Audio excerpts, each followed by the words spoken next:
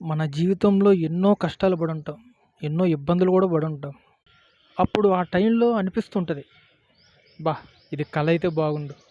అసలు ఈ సిట్యుయేషన్ నుంచి ఎప్పుడు బయటపడతామా? ఎలా బయటపడాలి? అనేది ఫోకస్ మొత్తం దాని మీదే ఉంటది. అది కంప్లీట్ అయ్యేంత వరకు మనం నిద్రపోం. అన్నం తినం. హ్మ్. మనశ్శాంతిగా ఉండలేం. అలా ఎన్నో సమస్యలు ఎదుర్కొంటాం.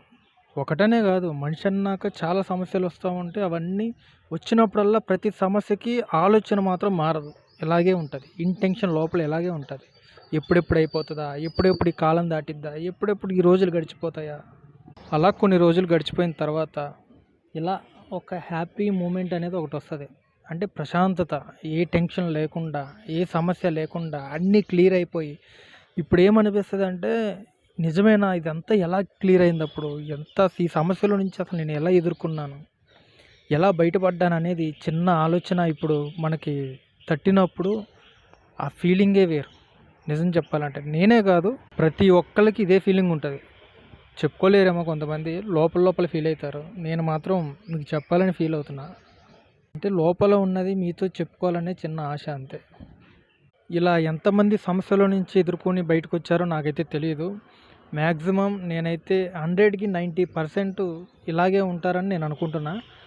కానీ అది ఎంత మటుకు నిజం అనేది మీకే తెలవాలి. కానీ ఒక్కటైతే చెప్తున్నా, ఇలాంటి ఫీలింగ్ మాత్రం ఒక అమ్మాయిని లవ్ చేసినా కూడా రాదు. ఒక ప్రాబ్లమ్స్లోంచి మనం ఎప్పుడైతే బయటపడతామో ఆ ఫీలింగ్ అనేది నెక్స్ట్ లెవెల్ అనమాట.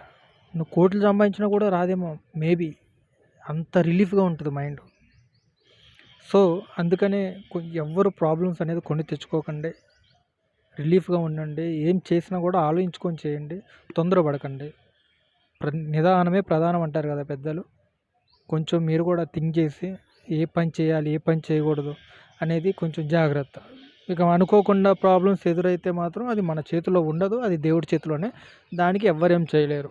మన జాగ్రత్తలో మాత్రం ఎంత వీలైతే అంత తొందరగా, అంత ఓపికతో ఉండి ఆలోచించుకొని చేయడం అనేది నా ఉద్దేశం. ఓకేనా బట్ బాయ్.